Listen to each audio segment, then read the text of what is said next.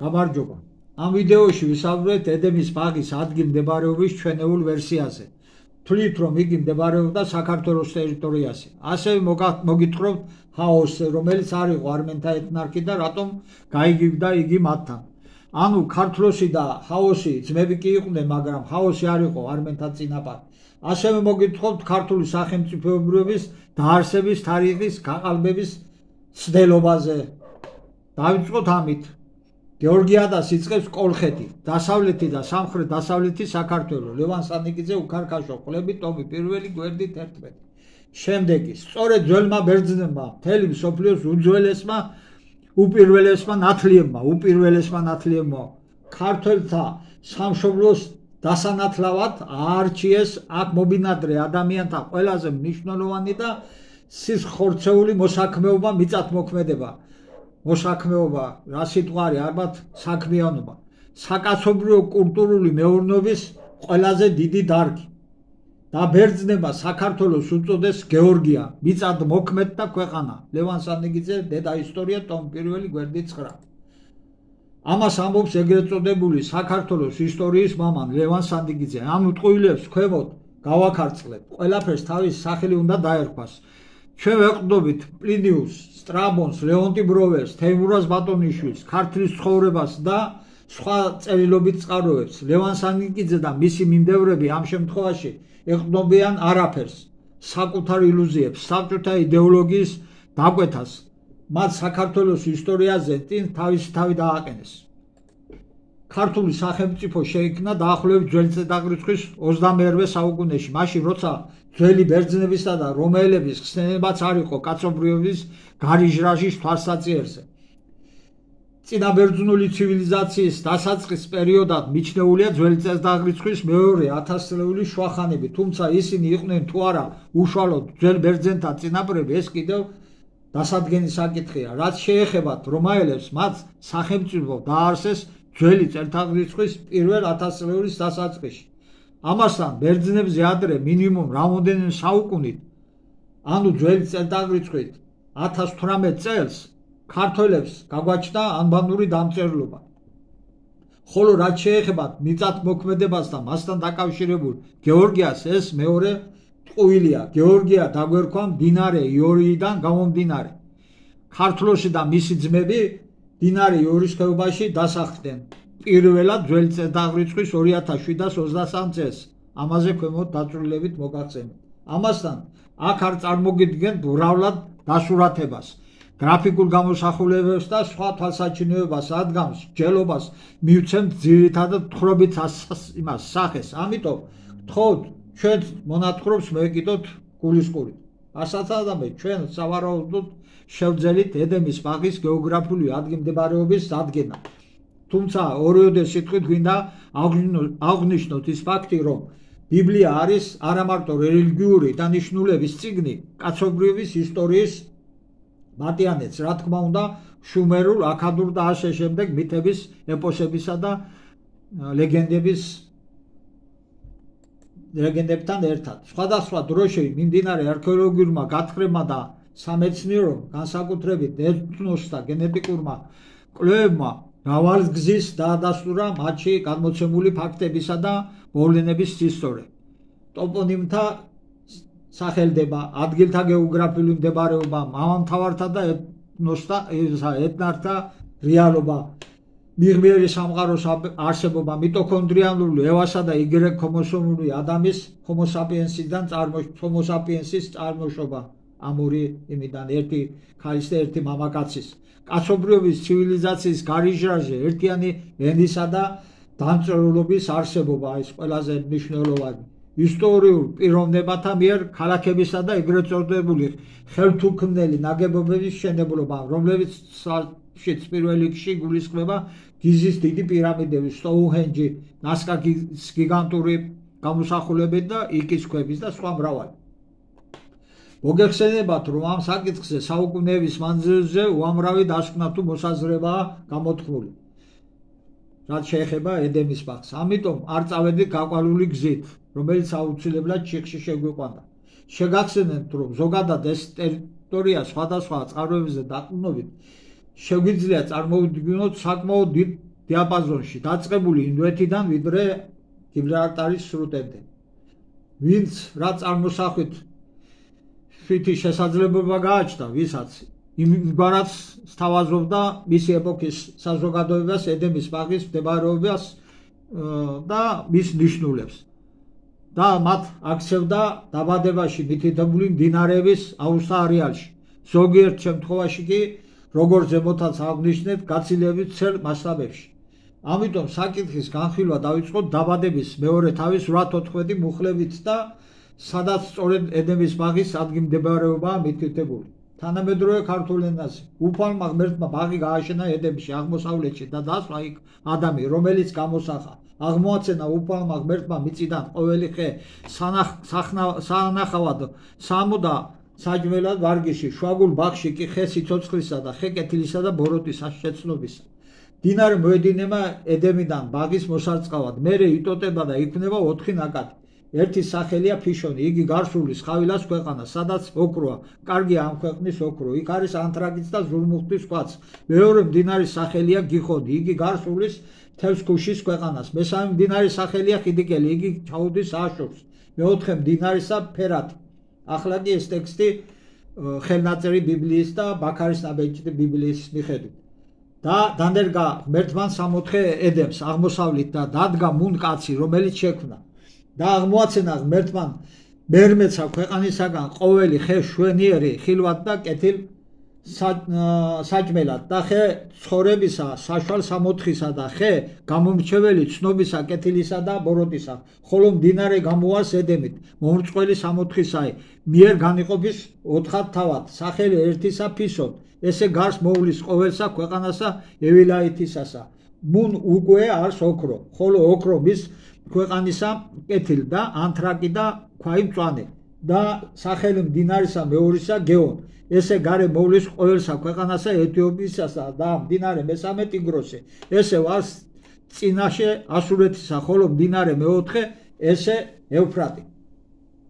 გადავიდეთ მდინარეების განხილვაზე, რაც სავარაუდოდ მიგვიყვანს ტერიტორიების დადგენამდე. რადგან სხვადასხვა ტექსტში სხვადასხვაგვარად არის წარმოდგენილი ტერიტორიათა დასახელება, პირველ რიგში ეს საკითხი უნდა განვიხილოთ, მაგრამ მანამდე გეტყვით, რომ რომაელები, ძველი ბერძნები, ბიზანტიელები და სხვა ისტორიკოსები ან გადამწერები გამომდინარე მათი ქვეყნის სტატუსიდან სხვა ეთნიკურ ჯგუფებს ველურებად მიიჩნევდნენ და მათ ნებისმიერ წარმატებას თავისად ასაღებდნენ. სახელებს უცვლიდნენ ადამიანებს, ამახინჯებდნენ თარიღებს, ითვისებდნენ მითებსა და ლეგენდებს და ასე შემდეგ. ეს ხდებოდა განსაკუთრებით შუმერთა და სხვა უძველეს ცივილიზაციათა, მათ შორის ივერიელთა ხარჯზე, ანუ ქართველთა ხარჯზე. თანაც განსაკუთრებით ჩვენ ხარჯი. ჩვენ არსებობისთვის ვიბრძოდით და სხვები ამასობაში ჩვენს ნაღვაწს ითვისებდნენ. თავის წყაროებშიც ასახავდნენ როგორც საკუთარს. ამის გარდა წიგნების დაუმახინჯებლად გადაწერა დამოკიდებული იყო გადამწერის მიერ სათარგმნი ენის სიღრმისეულ ცოდნაზე, განსაკუთრებით ებრაული ენისა, რადგან ერთი და იგივე სიტყვას რამოდენიმე აზრობრივი შესატყვისი გააჩნდა და ასეთი შეცდომა სრულიად სხვადასხვაგვარად წარმოაჩენდა ტექსტის შინაარსს. ერთ-ერთ ამგვარ უზუსტობას ჩვენ თავად წარმოგიდგენთ ქვემოთ აღმოსავლეთის ამ სიტყვის ნიშნულობასთან დაკავშირებით, რომელიც შეეხება გოდლის შენებულობას. დაუბრუნდეთ მდინარეებს. ზემოთ წარმოდგენილ ორივე ტექსტში მათი დასახელება შემდეგია, ესე იგი თანამედროვეში ფიშონი, ძველ ქართულში ფისონი, მეორე გიხონი, გეონი, მესამე ხიდეკელი, ტიგროსი, მეოთხე კი ფერათი, ევფრატი. განვიხილოთ. ფიშონი, ფისონი. აქ ერთი და იგივე დასახელება თუ არ ჩათვლის სისინან და შიშინან ბგერებს. გიხონი, გეონი. ამ შემთხვევაშიც ოღონდ მცირედი სახესხვაობები. ხიდეკელი, ტიგროსი. ხიდეკელი ეს ტოპონიმი გვხვდება თანახსა და ინგლისურ თარგმანში, რაც ტიგროს შეესაბამება. ფერათი, ევფრატი. ესეც ერთი და იგივეა მცირედი ტრანსფორმაციით. მაშასადამე ზემოთ წარმოდგენილი 4 მდინარიდან 2 ტოპონიმით ხიდიკელ ტიგროსითა და ფერათ ევფრატი შესაძლებელია ედემის ბაღის გეოგრაფიული მდებარეობის ეგრეთ წოდებული ერთი ნაწილის დადგენა, მეორეზე ქვემოთ მოგახსენეთ, რომელიც შეესაბამება ევფრატ ტიგროსის აუზს, ანუ შუა მდინარეს, მესოპოტამიას. ევფრატი მოგეხსენებათ მოედინება აი შუა მდინარეში, თურქეთის, სირიის და ერაყის ტერიტორიაზე. სათავეს იღებს მდინარეების ყარასუსა და მურათის შეერთების ადგილზე. და იწყება აქეთ ეფრატ და ტიგროსიც იმავე ადგილებიდან გამოედინება.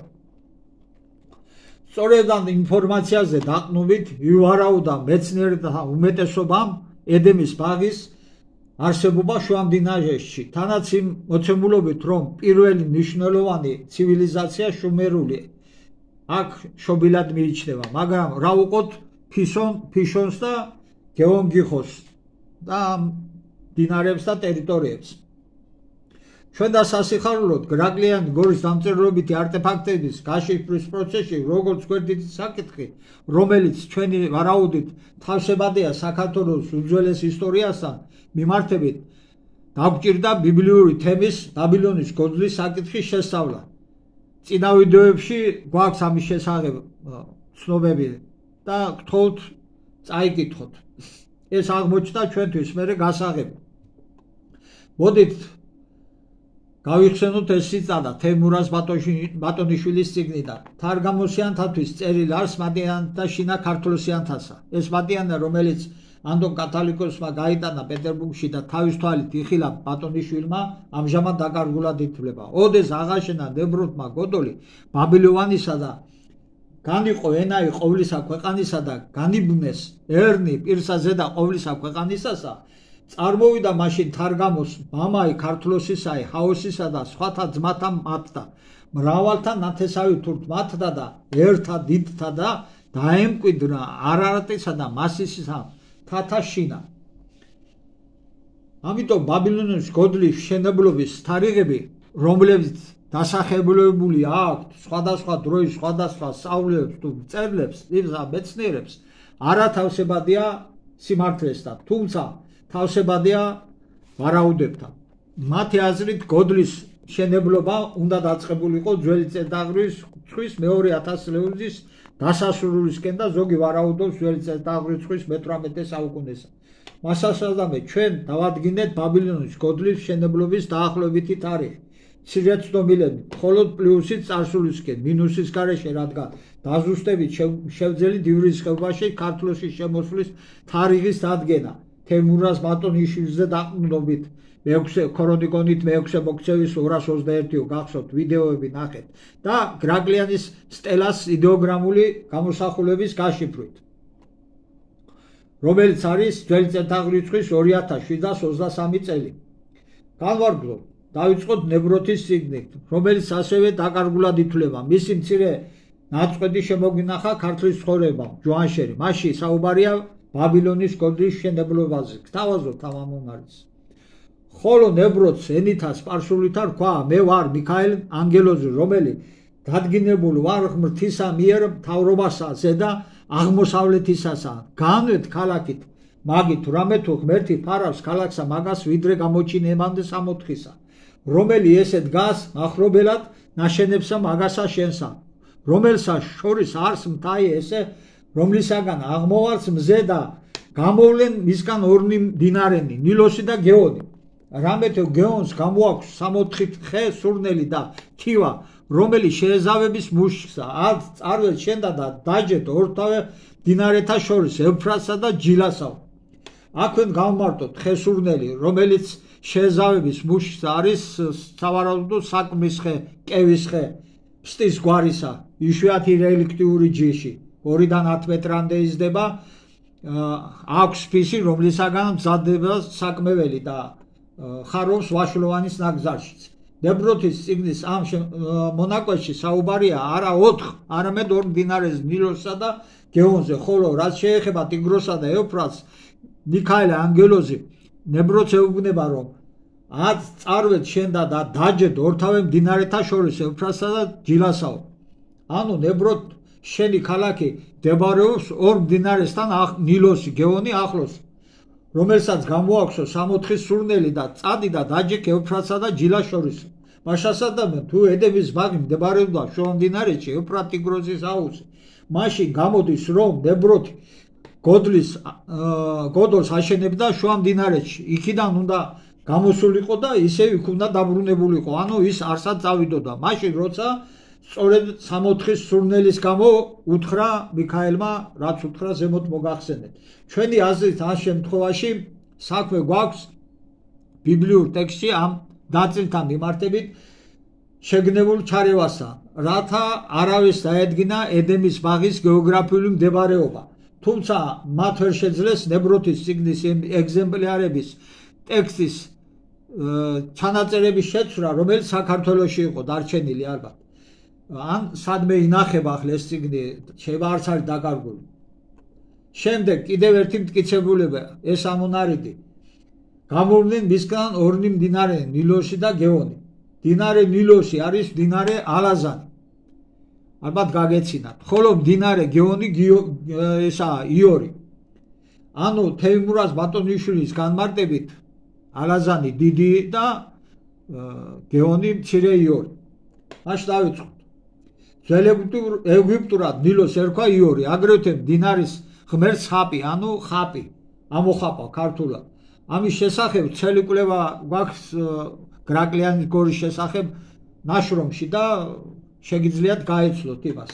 ესე იგი გვაქვს ასეთი მოცემულობა. მდინარე ნილოსი არის დიდი იური, იგივე ალაზანი, რომელიც დაერქვა მოგვიანებით ძველი წელთაღრიცხვის პირველი 1000 წლების შუახანებიდან სკვითთა შემოსევების შემდგომ. რაც შეეხება გეონს, ისიც იორდან კავშირშია და მისი ეტიმოლოგია სწორედ ამ უკანასკნელს უნდა უკავშირდებოდეს.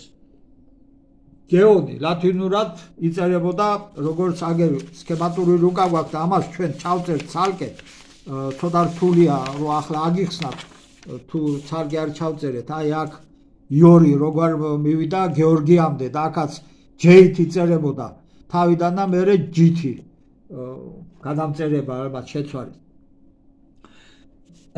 ალბათ გასაგებია რატომ იქნა შეცვლილი მდინარეების სახელები, ვითომ წაშალეს ქართული კვალი, მაგრამ ვერ შესწრებს.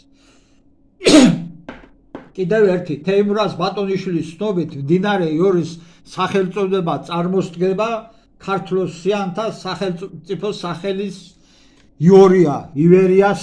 ივერიადან. აი გაგიმეორებთ რომ აი ეს არის. აი იქ რო გიაო და რაღაცებს რო ამბობდე. ესე იგი რა ქალღმერთი გია, რის მიწად მოქმედა ქვეყანა უმუძველეს ეპოქაში, მანამდეც და შემდგომაც ვინ აღარ მიწით მუშაობდა, მარტო ჩვენ კი არა, შუმერები და ვინ არ აღარ იყო, აკადელები, სირიანელი და ასე შემდეგ. რა სისულელია რომ გიადან წარმოდგა. პირველი ქართული სახელმწიფოს გადაშლის კასპიის ზღვიდან შავ ზღვამდე დაარსებულს ქართლოსის მიერ ძველი წელთაღრიცხვის 21 საუკუნეში ეწოდა იური ბოდიში, საიდანაც ივერია და გეორგია მერე წარმოსდგა. შემდეგ კიდევ ერთი მტკიცებულება. დაუბრუნდეთ სიტყვა აღმოსავლეთს და მის განმარტებას მოვიყვანოთ შემდეგი ციტატა. ბოდიში გიხდით. ერთპირი იყო მთელი ქვეყანა და ერთ ენაზე მეტყველი. როცა დაიძნენ აღმოსავლეთიდან პოვეს ველი შინყარის ქვეყანაში და იქ დამკვიდრდნენ. უთხრეს ერთმანეთს, მოდი მოვზილოთ თიხა და გამოვწვათ. ქვის მაგივრად აგური ჰქონდათ, კირის მაგივრად ფისი. თქვენს აბა ავიშენოთ ქალაქი და გოდოლი და ცას მიუწვდინოთ მისი თხემი. აღმართოთ ნიშანსვეტი რომ არ გავიფანტოთ მიწის ზურგს. ამ ციტატაში არ არის მითითებული ქალაქის მშენებლობის ადგილი, თუმცა მითითებულია ქვემოთ. ამიტომაც ეწოდა სახელად ბაბილონიო. რადგან ესე იგი ენები აურია. იგივე ტექსტი არის ძველ ქართულად, აქ ბაბილონის მაგიერ წერია შერევა. ბაბილონის როგორც პატარა ქალაქის შესახებ ყველაზე ადრეული ცნობები აქადის იმპერიის შარას პერიოდში ჩნდება. ეს არის ძველი წელთაღრიცხვის 2217-2193 წლები, ხოლო თარგამოსი არარატ მასისის თიანეთის რეგიონში დასახლდა დაახლოებით ძველი წელთაღრიცხვის 21 წელს, რაც იმთავითვე გამორიცხავს ქალაქ ბაბილონის 2800 წელს, ძველი წელთაღრიცხვის 2800 წელს, კი ბატონო. ხო, გამორიცხავს ქალაქ ბაბილონის, რომელიც მდებარეობდა ევფრატზე, ანუ ევფრატის ბაბილონის დაარსებას გოდლის მშენებლობის პერიოდისთვის, რადგან მათ შორის სხვაობა შეადგენს დაახლოებით 9,000 წლებს. ებროთიანთა გადასახლების შემდგომ იქ ევფრატსა და ტიგროს შორის მდებარე ტერიტორიაზე მათ დაიწყეს ალბათ ამ მეორე ბაბილონის გოდრის მშენებლობა და ამაზე არსებობს მეორადი გოდლების სურათებიც, აგერაც თქვა გამოგებული დასურათება, უბრალოდ გაჩვენებთ, რომ აი ასეთი მრავალი არის სხვადასხვა ის გითხარით რომელი ეპოქებისაც არის და ამასთან ერთად ქალაქიც დააარსეს ალბათ. სახელწოდება ბაბელის, ანუ ბაბილონის, რომელიც ბაბილონის ებრაული სახელია, თავდაპირველი წარმომავლობა გაურკვეველია. ამ ქალაქის აქადური სახელი იყო ბაბ-ილიმი, რაც ღვთის კარიბჭეს ნიშნავს. ანუ არაშერევას და არევას და ახლა აქადი ერთ-ერთი უძველესი ცივილიზაცია და სავარაუდოდ შესაძლებელია რომ ასეც ყოფილიყო და ამიტომ ასეთი განმარტება აქვს მაგალითად ენციკლოპედია ბრიტანიკის თანახმად არის ასეთი განმარტება რომ ეს სიტყვათა თამაშს ასახავსო, რადგან ბაბილონისა და აღრევის ებრაული ტერმინები მსგავსი წარმოთქმის მატარებელიაო. იოსებ ფლავიოსაც იგივე უწერია, რომ ბალალისაგან ებრაული სიტყვისგან წარმოდგაო ბაბილონი. ესე იგი, ბაბილონი სულაც არ იყო შერევა შეიძლება და იყო ბაბილ-ილიმი, აქადურად ღვთის კარიბჭე. ახლა კი შევეხოთ სიტყვა აღმოსავლეთის ეტიმოლოგიას. როცა დაიძდნენ აღმოსავლეთიდან პოეს ერთი ველი შინყარის ქვეყანაში და იქ დაემკვიდრნენ. ანუ ამ ციტატაში წარმოდგენილი აღმოსავლეთი ბევრმა ისტორიკოსმა მიიჩნია მზის ამოსვლის მიმართულებად. მაჩვენებელად, თუმცა ჩვენ ასე არ მიგვაჩნია. ალბათ გადამწერმა დაბადების წიგნის ამ ნაწილის თარგმნისას სიტყვა ანატოლიას, რომელიც ბერძნულად მართლაც ნიშნავს აღმოსავლეთს, პირდაპირ მნიშვნელობა მიანიჭა და არ გაითვალისწინა ის გარემოება, რომ ანატოლია ასევე წარმოადგენდა გეოგრაფიულ ტერიტორიულ ერთეულს, დედამიწის ცივილიზაციის ადრეულ კერას. ეს სიტყვა თარგმნა როგორც მზის ამოსვლის მიმართულების მაჩვენებელი და არა გეოგრაფიული დასახელება, გეოგრაფიული ნიშნული. ამასთან გასათვალისწინებელია ისიც, რომ შინყარის ზენაარის ქვეყანა სავარაუდოდ არის საქართველო. ჩვენავის შესახებაც გვაქვს კვლევა და წარმოადგენს, სადაც ველური სახით ხარობდა ქერი. მაშასადამე ხარხი შორეული აღმოსავლეთიდან, თქვათ ინდოეთი, ჩინეთი ან იაპონია კი არ დაიძრა, არამედ თანამედროვე ანატოლიიდან, თურქეთის ტერიტორია არის, ივრის ხეობისკენ, სადაც დაიწყო გოდლის მშენებლობა. ახლა მე გეტყვით, სად იყო გოდოლი. ალბათ ამაზეც გაგეცინებათ ახლა, მაგრამ გაჩვენებთ ქართული გოდლის ნაშთებს. აი ბატონო.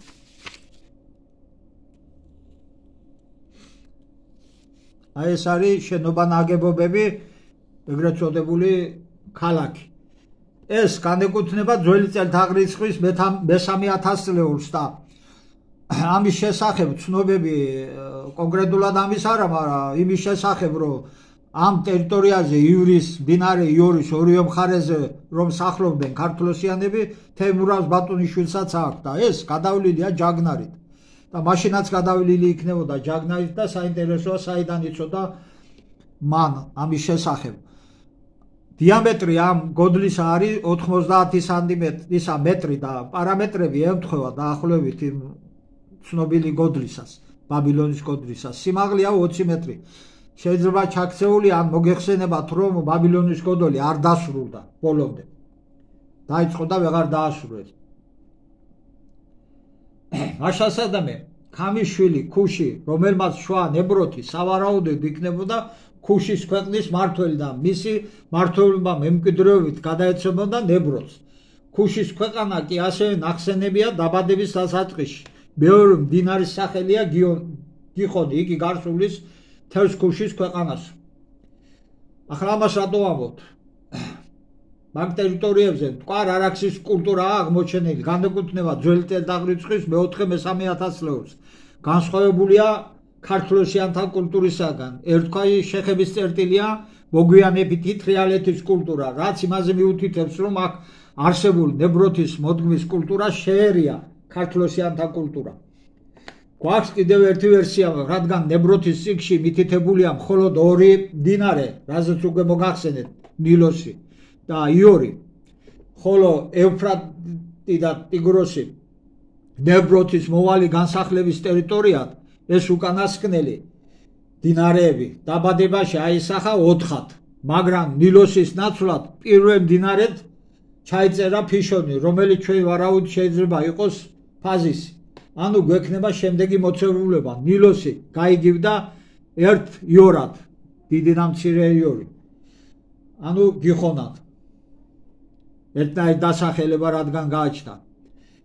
ხოლო ფიშონი არის ფაზისი. გამომდინარე ქუშის შემდგომი განსახლებიდან მდინარეები ევფრატი და ტიგროსი დაბადებაში სავარაუდოდ დამატებულია, რადგან ნებროთი მაგ ტერიტორიაზე უნდა განსახლებულიყო, წასულიყო მაქით. ამიტომ ედემის ვაგის გეოგრაფიულ მდებარეობის მას წარმოადგენდა ჩრდილო-აღმოსავლეთიდან ვიდრე ჩრდილო-დასავლეთამდე, ანუ კასპიის ზღვიდან შავ ზღვამდე, სამხრეთ-აღმოსავლეთიდან ვიდრე სამხრეთ-დასავლეთამდე, ანუ მტკვარ არაქსის აუზამდე ტერიტორია. ამ ფაქტზე და არგუმენტებზე დაყრდნობით ალექსანდრე შემდეგ ვიდეოზე გააგრძელებს ვიდეოში დასაბუთებულად, არგუმენტირებულად ყველაფრის დაზუსტებას და დამტკიცებას. ამიტომ ძალიან გთხოვთ უყუროთ ამ ვიდეოსაც და აი იმ ვიდეოს განსაკუთრებით იქ უკვე ძალიან ესე სკრუპულოზურად გვაქვს ყველაფერი დასაბუთებული და დამტკიცებული. დიდი მადლობა.